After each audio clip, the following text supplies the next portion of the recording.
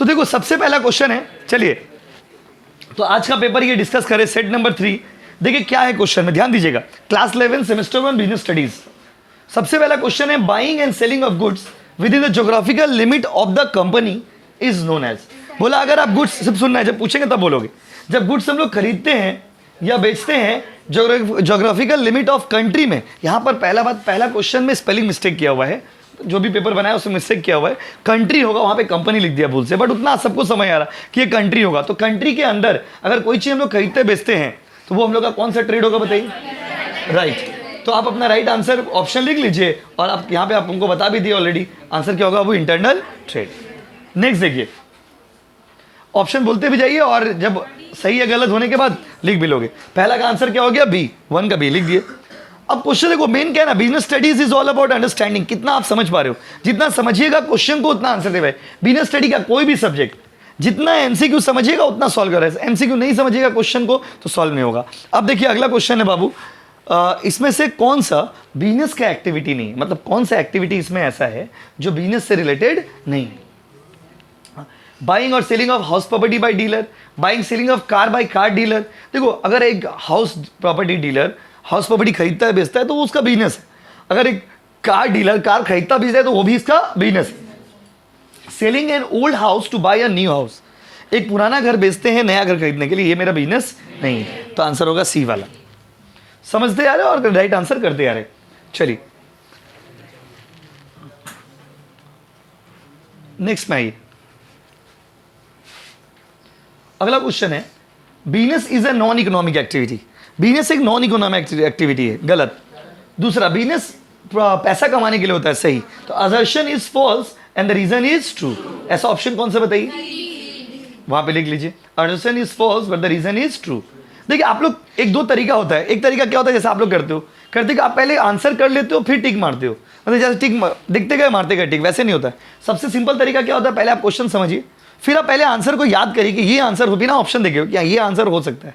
उसके बाद यहां पे देखेंगे कि वैसा ऑप्शन है कि नहीं। वो करते करते प्रैक्टिस हो जाएगा, ऐसा कोई इशू नहीं। अच्छा बाबू, क्वेश्चन नंबर 4 में आइए। Dash removes the hindrances of person. दो पर्संस के बीच में जो प्रॉब्लम होते हैं उसको कौन दूर करता है? ट्राई करो, ए बी सी डी, क्या बोलो? आंसर होगा बी, कम्युनिकेशन। आंसर होगा कम्युनिकेशन। कम्युनिकेशन देखो, इंसान का जगह देखो, अगर बोलता है ज्योग्राफिकल प्रॉब्लम कौन दूर करेगा, अगर बोलता है ज्योग्राफिकल प्रॉब्लम कौन दूर करेगा तो भाई ट्रांसपोर्टेशन। अगर बोलता है आपका इंफॉर्मेशन जो है लोगों के बीच में कौन देगा भाई, तो एडवर्टाइजमेंट। लेकिन यहां पर बोला है कि दो लोगों के बीच में प्रॉब्लम कौन दूर करता है, तो communication. The more you communicate the less misunderstanding you have. जितना ज़्यादा आप कम्युनिकेट करेंगे आपका मिसअंडरस्टैंडिंग उतना कम हो। अब देखो जैसे इसमें अब क्या किया हम लोग, आपको पीडीएफ बना के सारा एमसीक्यू भेज दिए। इससे क्या हुआ कि हम लोग जितना पेपर सॉल्व कराए, अब सपोज इसके आगे वाला आज 3 नंबर पेपर हम करा रहे, आप क्या किए 4 नंबर खुद से घर में कर लिए, 5 नंबर खुद से करिए, पूरा पेपर ही खुद से करके रखे। जब हम सॉल्व कराए तो आप मैच कर लिए या समझ लिए, कॉन्सेप्ट क्लियर कर लिए। तो आपको एक्टिव होना होगा। अब देखो एग्जाम का मंथ में हम लोग आ चुके हैं, थोड़ा एक्टिव तो आपको होना पड़ेगा। अगला है बाबू, the business objective related to market share of the company. बोला मार्केट का हिस्सा कौन बताता है, बताइए? अर्निंग और प्रॉफिट, सर्वाइवल, प्रोडक्टिविटी या मार्केट स्टैंडिंग? Market standing. आप लोग देखो इसीलिए पहले आपसे पूछ लीजिए, जब पूछेंगे तब जवाब दीजिएगा कि हाँ भाई ये आंसर हमको लग रहा, बता दीजिए सही है कि गलत। ठीक है, हो गया। उसके बाद आइए नेक्स्ट, स्टैंडिंग। फोकस करिए बोर्ड भाई, तो क्वेश्चन पढ़िए क्या लिखा है। बोला कि मार्केट का हिस्सा किससे पता चलता है, मार्केट स्टैंडिंग। हम तो क्वेश्चन ही हिंदी में बोल रहे हैं, आपको आप कल मिलाते यही। देखिए और आंसर बताओगे। नेक्स्ट देखिए,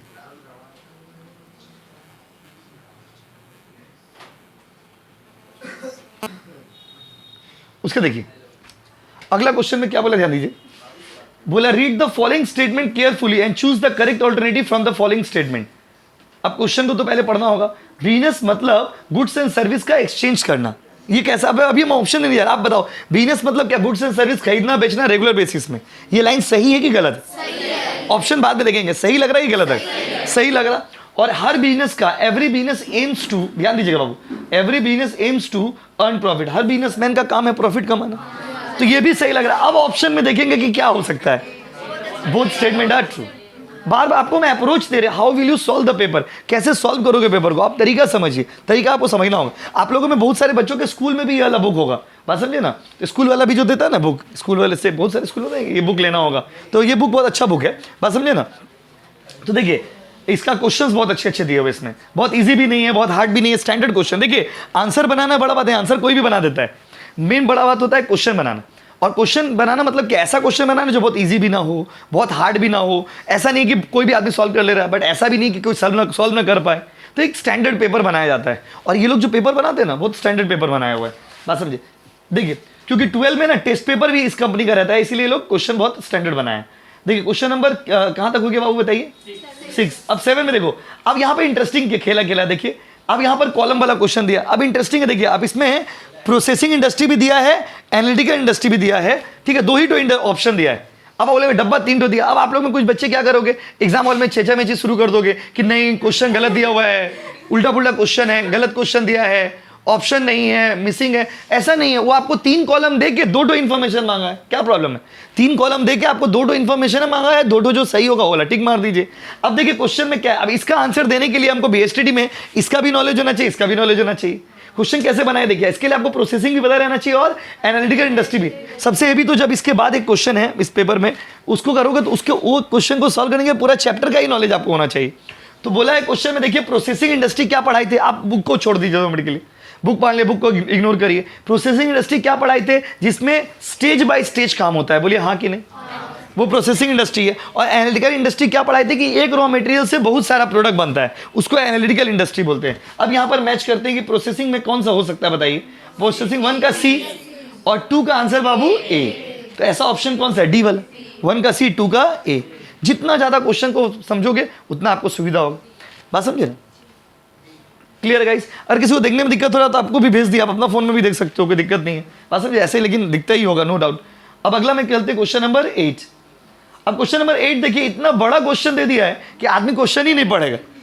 इतना बड़ा क्वेश्चन दे दिया कि आदमी क्वेश्चन पढ़ेगा ही नहीं, क्वेश्चन पढ़ेगा ही नहीं, आंसर तो बात के बाद, लेकिन हम लोग को तो समझना पड़ेगा। बोला मिस्टर, देखो एमआर इंडस्ट्री, मिस्टर नहीं है, एमआर इंडस्ट्री एक काम करता है, एयरपोर्ट स्पेस बनाता है, और आज के डेट में इसका पास 5 एयरपोर्ट इन्होंने बनाया है, 5 एयरपोर्ट। और आज के डेट में Delhi international airport, Hyderabad international airport, और इंडिया में बहुत सारे बड़े बड़े एयरपोर्ट जो है इन लोगों ने बनाए हैं, बात समझे ना। तो बोला है पूरा क्वेश्चन को जब आप पूरा लंबा चौड़ा कहानी पढ़ोगे तो एक वर्ड में देखिए आंसर बहुत इजी है।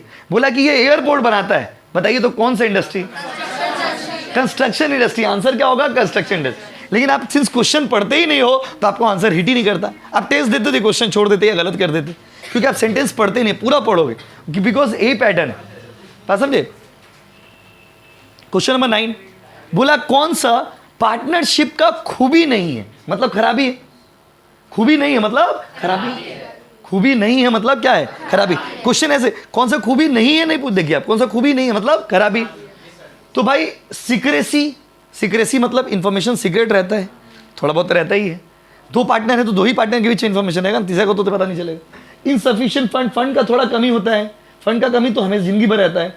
कौन सा खराबी नहीं है मतलब खूबी है, रिस्क बियरिंग, रिस्क लेते हैं, नन ऑफ दिस।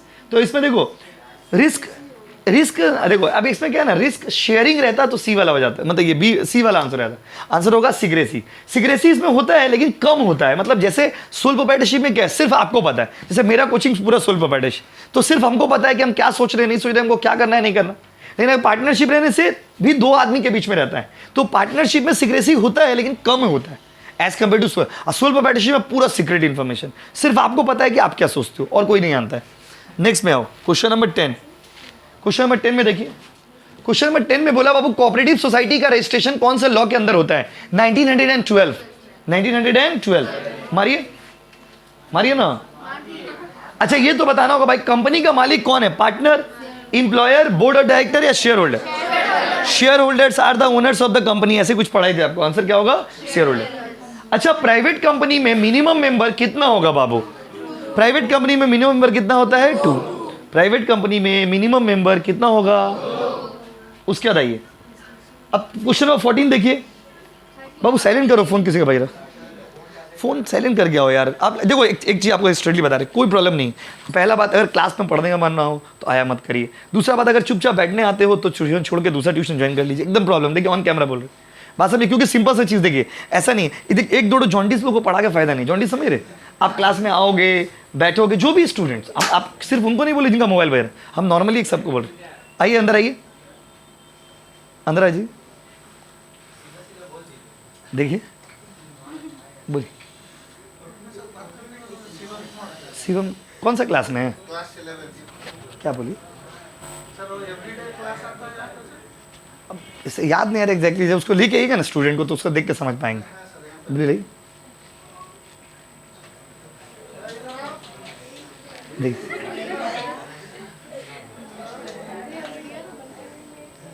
हाँ ठीक बोले। ऐसा भैया देखिए, आ जाइए बॉयज एंड गर्ल्स, देखिए रेडी, आ जाओ। बात नहीं, क्वेश्चन नंबर 14 देखिए क्या बोला है। अनुज स्टार्टेड, इधर देखिए 13, ओके फाइन।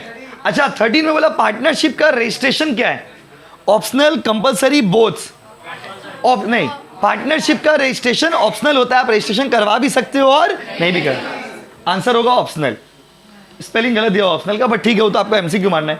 इधर ध्यान दीजिए प्लीज, अगला क्वेश्चन में ध्यान दीजिए। क्वेश्चन नंबर 14 में देखिए, अनुज स्टार्टेड स्मॉल बिजनेस। अनुज एक स्मॉल बिजनेस स्टार्ट किया, देखो बहुत इजी क्वेश्चन है, बस देखने में आपको और लग रहा है। स्मॉल बिजनेस स्टार्ट किया और कुछ दिन बाद उसका बिजनेस बहुत ही पॉपुलैरिटी गेन कर लिया, बहुत ही आगे बढ़ गया, बात समझे। और अनुज को बहुत अच्छा लग रहा है आज काम करके, बिकॉज उसने अपना मेहनत दिया, अपना एफर्ट दिया और उसका बिजनेस आज ग्रो कर चुका है। बोला इसमें सोल प्रोप्राइटरशिप बिजनेस का कौन सा मेरिट, मतलब कौन सा एडवांटेज समझ आ रहा है आपको? Quick decision making, sense of accomplishment, confidential information या डायरेक्ट इंसेंटिव? तो आंसर होगा सेंस ऑफ अकम्प्लिशमेंट। मतलब वो देखो, अगर आप अपना बिजनेस और उसमें एफर्ट देके अगर आप कुछ कमाएंगे या कुछ अर्न करेंगे तो आपको बहुत जबरदस्त खुशी होगा। वही बात यहाँ पे बोला कि वो अकेला बिजनेस है, अकेला बिजनेस को आगे बढ़ाया है, उसका पॉपुलैरिटी गेन किया, तो उसका आप क्या समझते हो, कौन सा एडवांटेज समझ आ रहा? आंसर होगा सेंस ऑफ अकम्प्लिशमेंट, कि हाँ कुछ अचीव किए हो, वो उसको फील हो रहा। अगला है रजिस्ट्रेशन ऑफ एलएलपी इज। बोला एलएलपी का रजिस्ट्रेशन कंपलसरी है। देखो लिमिटेड लायबिलिटी पार्टनरशिप का रजिस्ट्रेशन कंपलसरी होता है, मतलब आपको रजिस्ट्रेशन कराना पड़ेगा, ये तो लाइन सही है। दूसरा बोला एलएलपी जो है वो एलएलपी एक्ट 1932 से चलता है, नहीं, एलएलपी एक्ट 2008 होता है, 1932 नहीं। तो पहला तो सही है लेकिन दूसरा सही नहीं। A is true but R is false. C वाला करेक्शन कर लीजिए, लिख लीजिए। अब जैसे देखो ये क्वेश्चन है, अब इसका आंसर देने के लिए हम लोग को पूरा सोल प्रोप्राइटरशिप, पार्टनरशिप, हर बिजनेस का नॉलेज होना चाहिए। क्वेश्चन नंबर 16 देखिए, ध्यान दीजिए। क्वेश्चन नंबर 16 में देखिए क्या दिया है, सिंगल ओनर मतलब कौन सा बिजनेस बताइए? अच्छा, उसके बाद म्यूचुअल एजेंसी। म्यूचुअल एजेंसी मतलब कौन सा बिजनेस बोलिए? एक और ऑप्शन होगा इसमें, देखिए म्यूचुअल पार्टनरशिप। म्यूचुअल एजेंसी मतलब पार्टनरशिप में क्या होता है, एक पार्टनर दूसरा पार्टनर का एजेंट होता है। और उसके बाद वन मैन वन वोट कहाँ होता है? Cooperative society. और एक ऑप्शन है ना, यस, जॉइंट स्टॉक कंपनी का होगा परपेचुअल। परपेचुअल मतलब पढ़ाई थे लॉन्ग टर्म लाइफ। तो इसका राइट आंसर क्या बना बताइए फाइनली? अगर इसमें दो पार्ट में हो गया ना पेज में, इसलिए देखने में दिक्कत हो रहा है। देखिए इसमें राइट आंसर बन रहा है 1 का आंसर बन रहा है सी, 2 का आंसर बन रहा है डी, 3 का आंसर बन रहा है बी और 4 का आंसर बन रहा है ए। ऐसा ऑप्शन खोजिए। ऑप्शन 1 का सी, 2 का डी, 3 का बी, 4 का ए। हाँ यही ऑप्शन है, ऑप्शन सी। करिए, कॉपी करिए। उसके देखिए क्वेश्चन नंबर 17 में आइए। क्वेश्चन नंबर 17 में देखिए क्या बोला है, liability of a sole proprietor is limited to the extent of capital given by him into the business. बोला एक सोल प्रोप्राइटर का लायबिलिटी उतना ही होता है जितना पैसा वो लगाया है। गलत, सोल प्रोप्राइटर का लायबिलिटी उससे ज्यादा होता है। आपको हम पढ़ाए थे सोल प्रोप्राइटरशिप में अनलिमिटेड लायबिलिटी होता है। तो ये आंसर क्या हो गया, 1 वाला गलत है। दूसरा बोला सोल प्रोप्राइटरशिप बिजनेस खत्म हो जाएगा अगर वो जो मेंबर है जिसने बिजनेस स्टार्ट किया है अगर उसका मौत हो जाता है। तो यहाँ पर देखो, यहाँ पर क्या है 1 और 2 में 1 जो है ना गलत है और 2 जो है वो सही, क्योंकि सोल प्रोप्राइटरशिप बिजनेस आपसे ही होता है। आप हो तो बिजनेस है, आप नहीं हो तो बिजनेस नहीं। तो 1 तो गलत है और 2 क्या हुआ वो सही है। तो statement 1 is 2 is true and 1 is false. घुमा के क्वेश्चन दिया हुआ ऑप्शन डी वाला, 2 इज क्या बाबू ट्रू एंड 1 इज फॉल्स। एकदम मीनिंग समझिए क्या बोल रहा क्वेश्चन है, नहीं तो पेपर सॉल्व नहीं कर पाइएगा आप। Sole proprietorship is bound to publish his accounts, मतलब सोल प्रोप्राइटरशिप बिजनेसमैन को अपना अकाउंट्स का हिसाब देना जरूरी होता है। देखो ऐसा कोई जरूरी नहीं, अकेला बिजनेस में इतना कोई रूल्स रेगुलेशन नहीं। दूसरा लाइन है कि सोल प्रोप्राइटरशिप बिजनेस सबसे सिंपल बिजनेस होता है, सही है। तो फिर यहाँ पे भी क्या हो गया, पहला वाला गलत, दूसरा वाला सही। अब ऐसा ऑप्शन खोजिए, statement 2 is true and 1 is false. पहले मीनिंग को ना समझ लीजिएगा, उसके बाद ऑप्शन देखिएगा, आंसर अपने आप सॉर्ट आउट हो जाएगा।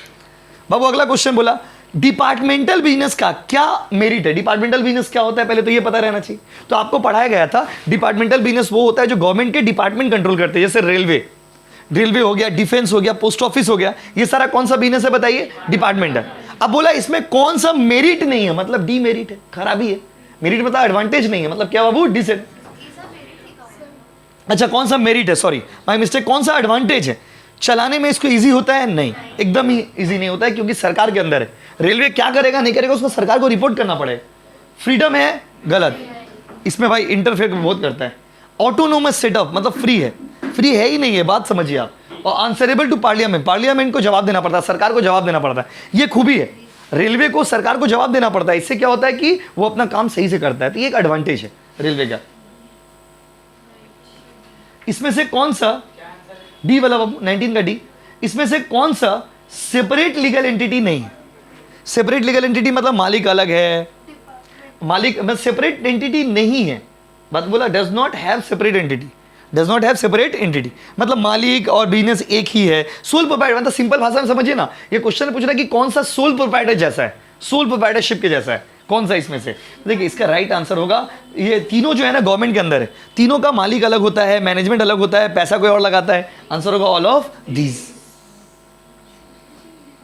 देखिए डिपार्टमेंट मतलब क्या, रेलवे वाला। स्टैट्यूटरी कॉर्पोरेशन आपको पढ़ाई थी, जैसे आरबीआई, एलआईसी जो लॉ से चलता है। और गवर्नमेंट कंपनी मतलब क्या, जिसमें गवर्नमेंट का 51% शेयर होना चाहिए। पूरा देखो एक पेपर सॉल्व करिएगा ना, पूरा सिलेबस रिवीजन आएगा, तो 51% शेयर होना चाहिए, वो वाला हो गया आपका गवर्नमेंट कंपनी के नाम से जानते हैं उसको। और अब देखिए पार्टनरशिप बिजनेस और पब्लिक सेक्टर और प्राइवेट सेक्टर दोनों अगर मिल के काम करेंगे तो ये कौन सा सेक्टर बन जाएगा, पब्लिक प्राइवेट पार्टनरशिप। मारिए पब्लिक प्राइवेट और पार्टनरशिप। 22 नंबर में आई, ग्लोबल इंटरप्राइज को सुपर नेचुरल कंपनी या फिर ट्रांसनेशनल कंपनी कहते हैं, सही बात है। और 1991 के बाद इंडिया में ग्लोबल बिजनेस बहुत पॉपुलर हो गया था, यह भी सही बात है। तो यहां पर होगा both statements are true, option A हो गया। अब ये क्वेश्चन देखिए, मतलब ये क्वेश्चन का आंसर देने के लिए पूरा चैप्टर 3 का नॉलेज होना चाहिए आपको। Statutory corporation, government company, departmental, multinational. अब देखिए स्टैट्यूटरी कंपनी वो होता है जो लॉ से चलता है, जैसे एलआईसी, आरबीआई, ये सब क्या है बाबू, स्टैट्यूटरी। गवर्नमेंट कंपनी वो होता है जिसमें कितना परसेंट शेयर चाहिए, 51% शेयर चाहिए। उसके डिपार्टमेंटल अंडरटेकिंग वो है जो एकदम एक स्पेसिफिक डिपार्टमेंट चलाता है, जैसे आरबीआई, ये सॉरी आरबीआई नहीं, जैसे रेलवे, इंडियन रेलवे हो गया, पोस्ट ऑफिस हो गया, डिफेंस हो गया, वेरी गुड, ये सब हो गया आपका डिपार्टमेंटल। और मल्टीनेशनल मतलब जो दो कंट्रीज के बीच में एकदम हो, मल्टीनेशनल पर दुनिया में काम करता है। अब यहां पर ऑप्शन खोजते हैं, पहला है स्टैट्यूटरी कॉर्पोरेशन, इसका आंसर होगा सी वाला। दूसरा है गवर्नमेंट कंपनी, इसका आंसर होगा ए। तीसरा है डिपार्टमेंटल, इसका आंसर होगा डी, कंप्लीटली गवर्नमेंट मिनिस्ट्री। और फोर्थ का आंसर होगा बाबू डी। तो राइट आंसर क्या बना बताइए, 1 का सी। अब ऑप्शन देख के बताना, 1 आंसर बन रहा है 1 का है बी, देखो एक 1 का सी हो गया, 2 का ए, 3 का डी, 4 का यस। ऑप्शन कौन सा है, बी। ऑप्शन बी में देखिए दिया हुआ है। मतलब ये सब क्वेश्चन में दिमाग पे एकदम एग्जाम हॉल में शांत रखिएगा, 1 घंटा 15 मिनट ही टाइम आपको मिलेगा पेपर सॉल्व करने के लिए। उसमें में अभी तो खैर 11 में तो उतना छाप नहीं है, मतलब ओएमआर का छाप उतना ज़्यादा नहीं है, लेकिन 12 में बहुत छाप रहता है, क्योंकि 1 घंटा 15 मिनट में पेपर सॉल्व करना बड़ा बात नहीं है, मेन है कि वो आपका टाइम बहुत कंज्यूम हो जाता है। और अगर आंसर आता रहेगा तब तो ठीक है। और अगर इस तरह का क्वेश्चन क्या है, हर क्वेश्चन को आप ऐसे देख के टिक नहीं मार पाइएगा, क्योंकि आपको पढ़ना पड़ेगा। एमसीक्यू है, देख के जो तो जैसे 1-2 क्वेश्चन होता है स्ट्रेट, तो वो सब आदमी देख के टिक मार देगा, लेकिन इसमें क्या पढ़ना पड़ रहा। क्वेश्चन में देखो, statutory corporation gets fund from public through its share issue. Statutory company को शेयर बेच के पैसा मिलता है, बात समझ मिलता है। स्टैट्यूटरी कंपनी को भी शेयर बिकता है, और स्टैट्यूटरी कंपनी लॉ से चलता है, दोनों सही है इसमें। लेकिन देखो दोनों सही है, लेकिन करेक्ट एक्सप्लेनेशन नहीं, मतलब इससे ये रिलेटेड मतलब एक्सप्लेनेशन सही नहीं। तो आंसर क्या होगा, both statement are true but R is not the correct explanation, option B. Option B करिए। इसके आगे का पेपर ना आप सॉल्व कर लीजिए घर में, हम तो कराएंगे, फिर भी आपको अपना धीरे धीरे, इसीलिए पेपर आपको एक साथ भेज दिए। नेक्स्ट देखिए क्वेश्चन नंबर 25, मतलब इसके बाद के जो मॉडल पेपर्स है वो बाबू, असर्शन और रीजन। बैंक ड्राफ्ट वहां पे यूज होता है जहां चेक यूज होता है, चेक जहां चलेगा बैंक भी ड्राफ्ट भी चलेगा। Bank draft always payable on demand, जरूरत होगा तभी बैंक ड्राफ्ट का इस्तेमाल करेंगे। तो दोनों सही है, लेकिन आर जो है वो ए का एक्सप्लेनेशन नहीं। तो both are correct but R is not the correct explanation of A. है क्या ऑप्शन में? देखिए ऑप्शन अब आइए 26 में बी कर दिया ना। 26 नंबर क्वेश्चन आइए। Fire and marine insurance are contracts of indemnity. Fire insurance, marine insurance, ये सब में रूल होता है कि जितना नुकसान होगा उतना ही पैसा मिलेगा। डज नॉट मैटर आप इंश्योरेंस कितना रुपया का करवाए हो। और दूसरा बोला principle of subrogation her insurance में अप्लाई होता है जहां कॉन्ट्रैक्ट ऑफ इंडिमिनिटी अप्लाई होता है। तो ये दोनों बात ही सही है, both statements are true. Next आइए, आप लोग बताना बाबू, इसमें से कौन सा पोस्टल सर्विस, पोस्ट ऑफिस का काम नहीं है? Radio paging service, registered post, speed post, courier, क्या होगा बोलिए? Radio paging service. Radio paging सब पुराना जमाने में होता था, अभी चलता नहीं। पोस्ट ऑफिस ये सब काम नहीं करता है आजकल। पोस्ट ऑफिस से भी कोरियर का काम होता है, मतलब ये सब पोस्ट ऑफिस का ही काम है। इसमें से कौन सा इंश्योरेंस का जो कानून है वो इंडिया में कौन से ईयर में आया था? 1938।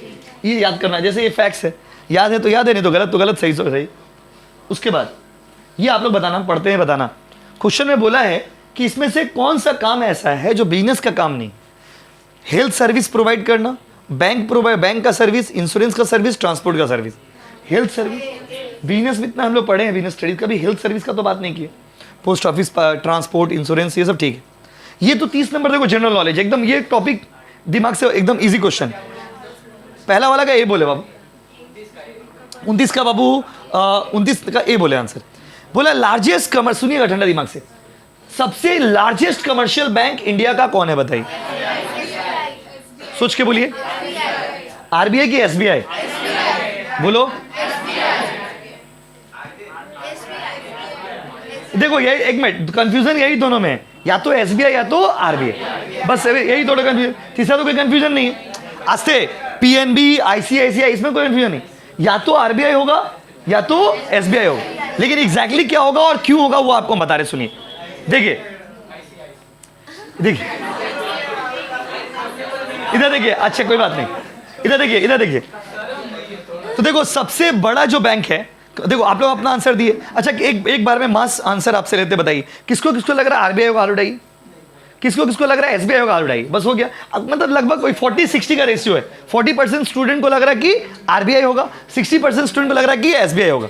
और राइट होगा क्यों और कौन होगा वो आपको बताते। देखिए क्वेश्चन में पूछा है ना कि इंडिया का सबसे बड़ा कमर्शियल बैंक, सुनिए, अगर बोलेगा ना सेंट्रल बैंक तो आरबीआई, अगर बोलेगा कमर्शियल बैंक तो एसबीआई। क्योंकि आरबीआई जो है, सुनिए समझिए, नॉलेज बूस्ट करना है आपको, सुनना है। आरबीआई जो है वो हम लोग आप लोग का बैंक नहीं, आरबीआई बैंकों का बैंक है आरबीआई। तो our and yours bank is not RBI. हम लोग आप लोग का डेली यूज का बैंक कभी आरबीआई नहीं। आप लोग में इतने सारे बच्चे अलग अलग फैमिली से आते हो, आप कभी नहीं सुने होंगे कि मम्मी पापा बोले कि आज हम जा रहे हैं आरबीआई में। नॉर्मली क्या बोलते हैं? एसबीआई, पीएनबी, क्योंकि हम लोग का आप लोग का बैंक तो आरबीआई नहीं। आरबीआई किसका बैंक है? बैंकों का बैंक। तो यहां पर बोला कमर्शियल बैंक में सबसे बड़ा, तो क्या होगा? एसबीआई। और अगर पूछेगा इंडिया का सबसे बड़ा बैंक, सेंट्रल बैंक कौन? आरबीआई। तो central bank of India RBI and the largest commercial bank of India SBI. Next, बस देखिए आंसर कहीं भी मिल जाएगा, क्यों हुआ क्या है वो सब आपको बता रहे। क्वेश्चन नंबर 31 में आई, बोला इसमें से कौन सा काम ऐसा है जो बैंक करता है? बैंक पैसा लेता है, ओके। बैंक लोन देता है, पैसा पेमेंट करता है, okay. Bank financial service provide करता है पैसा लेकर के, okay. All of these question समझ गए तो आंसर अपने आप आपके पास आ जाएगा, भाई ये आंसर हो सकता है। उसके बाद dash is an arrangement by which bank allows his customer to borrow money up to specified limit. वो कौन सा मेथड है इन चारों में से जहां पर बैंक आपको अलाउ करता है कि एक काम करिए, आपको पैसा निकालना है तो पैसा निकाल लीजिए, कोई बात नहीं है।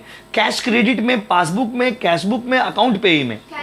कैश क्रेडिट मतलब एक तरह का ये बैंक ओवरड्राफ्ट हो गया, मतलब लोन टाइप का फैसिलिटी है कि आपको बैंक बोलता है कि इतना पैसा आप निकाल सकते हो। चलो बहुत बढ़िया, अच्छा आंसर दे रहे हो आप लोग भी।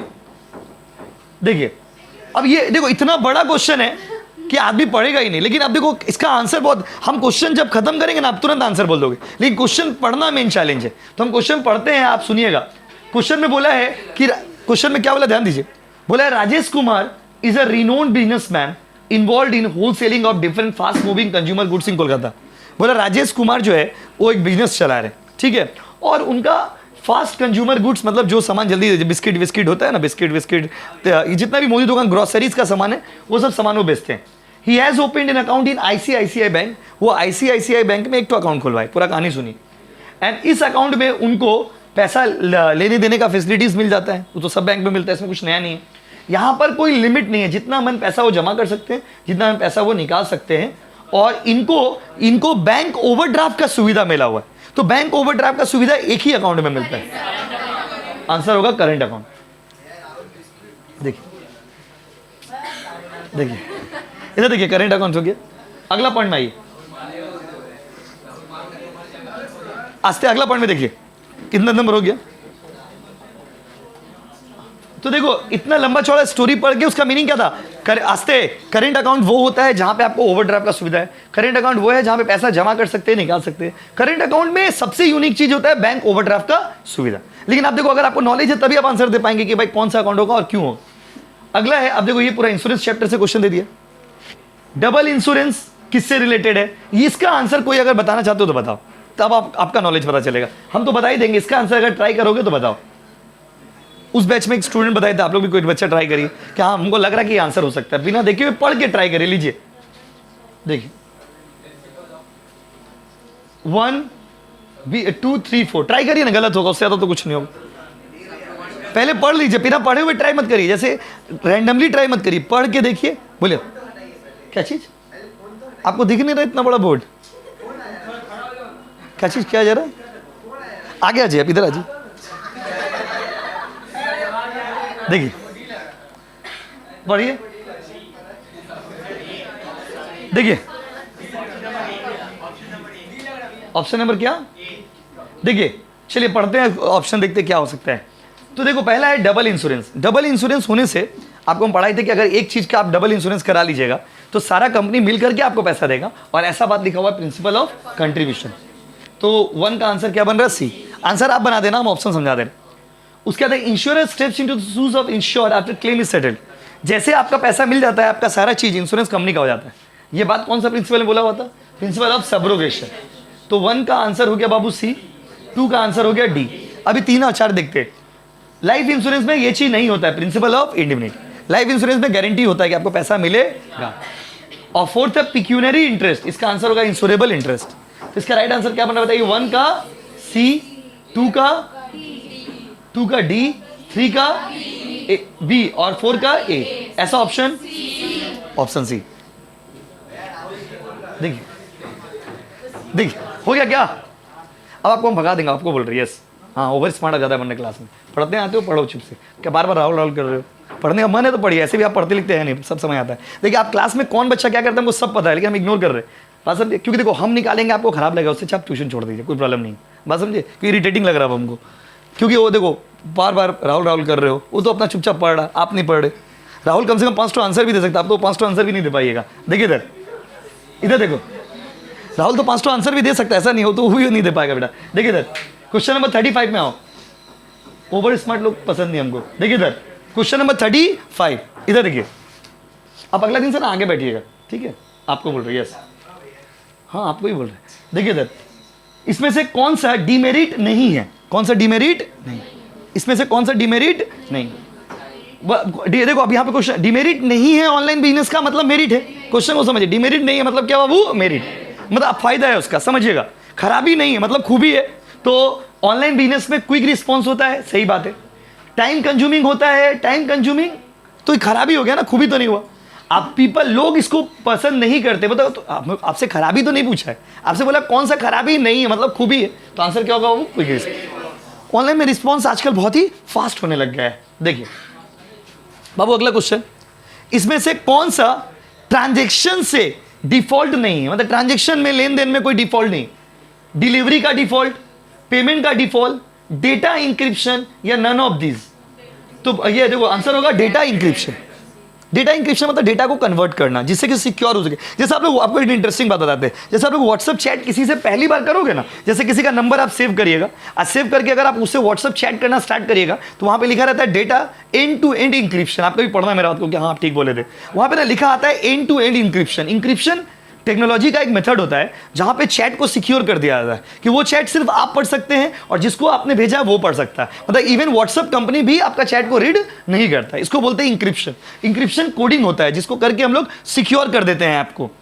अगला है बाबू call centre handles. Call centre का काम क्या है भाई? कॉल सेंटर का काम क्या है देखते हैं। कॉल सेंटर पढ़ाए थे आपको। इनबाउंड वॉइस इनबाउंड मतलब बिजनेस के अंदर, आउटबाउंड वॉइस या both voice based non voice based service. देखिए वॉइस बेस्ड मतलब जैसे कॉल पे बात करते कॉल सेंटर वाला लोग, वो वॉइस बेस्ड हो गया। नॉन वॉइस बेस्ड मतलब जैसे फ्लिपकार्ट में और वो जोमेटो में चैट करते हैं, तो ये क्या हो गया? Non voice based. तो कस्टमर केयर आजकल तो देखिए आदमी समझ गया है कि कस्टमर केयर का फोन आएगा उठाना नहीं। हर आदमी को पता, तो कोई कस्टमर केयर का फोन उठाता नहीं। पहला तो कस्टमर केयर वाला लोग करता क्या है, एकदम एक तो नया नंबर से फोन करेगा आपको, ऐसा नंबर से फोन करेगा कि आप बोला कोई फ्रेंड होगा भाई बात कर लेते हैं, और कैजुअल कॉल करेगा आपसे, वो तो हो जाता है। और दूसरा आजकल क्या करता है, वो लोग भी समझ गया कि आदमी कॉल में रिस्पॉन्स नहीं करेगा, तो लोग भी व्हाट्सअप चैट पे मैसेज कर देता है। तो एक हो गया वॉइस बेस मतलब बोल करके, एक हो गया नॉन वॉइस बेस मतलब चैट करके। तो दोनों ही तरीका है कस्टमर से डील करने का। बात समझे? तो आंसर होगा बाबू सी वाला। हाँ, नॉन वॉइस मतलब चैट। नॉन वॉइस मतलब जो वॉइस से रिलेटेड नहीं है, मतलब अदर देन वॉइस। वॉइस छोड़ करके जो मेथड है बाबू वो क्या हो गया? Non voice. जैसे आप चैट कर रहे हो तो वो नॉन वॉइस है, उसमें तो आप फोन में बात तो नहीं कर रहे हो ना। बात समझ? ये चीज हो गया चैटिंग में। अगला है बाबू देखिए e business referred to as a emerging mode of business. आजकल ई बिजनेस बहुत ही पॉपुलर हो गया है, सही बात है। और it's a way of conducting the business according to recent trend. आजकल लोगों के हिसाब से हम लोग चलाते बिजनेस को। दोनों बात ही सही है, लेकिन आर जो है वो एक एक्सप्लेनेशन नहीं। ऑप्शन बी, ऑप्शन बी कर दिया बाबू। 39 में आइए। एक पेपर अगर आप ठीक से समझ के करोगे ना, एक पेपर में पूरा सिलेबस रिवीजन हो जाता है। देखिए जितना हम लोग पढ़े थे सब बात घूर फिर के रिवीजन आ गया इसमें, कोई भी सब्जेक्ट का। कल इकोनॉमिक्स करेंगे, मिस मत करिए। कल वो जो पेपर आपको दिए तो सॉल्व कराएंगे, तो आप पेपर चेक हो गया लेकिन आपको मार्क्स दिए नहीं, फिर आज देंगे, फिर कल देना पड़ेगा। बस क्योंकि कोई अगर मिस किया होगा, मान लीजिए इसका BSTD नहीं है तो दिक्कत हो जाता है। इसीलिए कल आप आइएगा तो पेपर आपको दे देंगे। बात समझे ना? तो जैसे इकोनॉमिक्स, जैसे अकाउंट्स का टेस्ट में आपको दिक्कत हुआ, वैसे इकोनॉमिक्स का टेस्ट में भी दिक्कत हुआ। पहला बार कोई भी टेस्ट दोगे ना दिक्कत हो, पहला टेस्ट देने से ही दिक्कत होता है। क्योंकि आप क्वेश्चन समझे नहीं रहते हो, आपको स्पेलिंग में समझ नहीं आता है, क्वेश्चन में करे क्या टिक में नहीं मारना है। तो देखो 4 सब्जेक्ट अगर आपका है, जैसे हिंदी का MCQ करिएगा तो हिंदी का तो अपना स्टाइल है ना, उसका तो इकोनॉमिक्स जैसा नहीं होगा। आप इंग्लिश करोगे उसका अलग MCQ का स्टाइल होगा। तो हर सब्जेक्ट का इंग्लिश में ग्रामर वामर सब रहेगा, तो एक अलग स्टाइल है। अब ग्रामर में MCQ कैसा रहेगा तो जो भाई जो इंग्लिश पढ़ाते हैं वो आपको बताएंगे, या जो स्कूल में पैटर्न आपको बताएगा उसके हिसाब से आएगा। तो सब सब्जेक्ट का एक क्या होगा, वो पैटर्न हो। सब इसीलिए आप ये सोचिए कि BSTD में अगर ऐसा क्वेश्चन है तो इकोनॉमिक्स में यही तरीका से देगा, ऐसा जरूरी नहीं। तो अगला है बाबू ये वाला आप बताना आप लोग। बोला ई बिजनेस, ये टेस्ट में भी दिया था आपको। ई बिजनेस से क्या हो गया है, तो ई बिजनेस से ट्रेडिशनल बिजनेस और इंट्रा बी कॉमर्स क्या हो सकता है बताइए? सी हो सकता है। ओके, पहला में ई बिजनेस में क्या होता है बताइए? High transaction risk due to lack of personal contact. Personal contact नहीं है इसलिए रिस्क ज्यादा है। ट्रेडिशनल बिजनेस में क्या बताइए? Low risk because personal contact ज्यादा है। तो ऑब्वियसली बचा हुआ ऑप्शन क्या हो गया? बी का हो गया। तो आंसर क्या? 1 का सी, 2 का ए, 3 का बी, ऑप्शन सी। उसके बाद राइट ऑप्शन को आप आइडेंटिफाई कर लीजिएगा। इसके बाद देखो ये पेपर तो हम कंप्लीट करा दिए। अब अगला पेपर आप खुद से ना घर में करके रख लीजिएगा। जब हम सॉल्व कराएंगे लेकिन आप अपना कंप्लीट कर लीजिएगा, प्रैक्टिस कर लीजिएगा। उसके बाद भी जो लाइन आपको नहीं समझ आएगा पूछ सकते हो। तो पढ़ाई तो अब तो एग्जाम आ गया ना, इंटरेक्शन करिए, पूछिए, पढ़िए, तब तो सुविधा होगा। E business has considerable reduce dependence on paper work. बोला इलेक्ट्रॉनिक बिजनेस करने से पेपर का यूज कम हो गया। सही लग रहा है लाइन। और दूसरा बोला बाबू कि आजकल टच बहुत ज्यादा बढ़ रहा, मतलब इंटरपर्सनल बॉन्डिंग अच्छा है इलेक्ट्रॉनिक बिजनेस, खराबी है, गलत है, क्योंकि इंटरपर्सनल रिलेशन अच्छा नहीं हो रहा।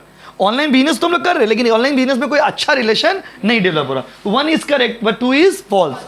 तो 1 is correct true and 2 is false. ठीक है, चलो, थैंक यू सो मच।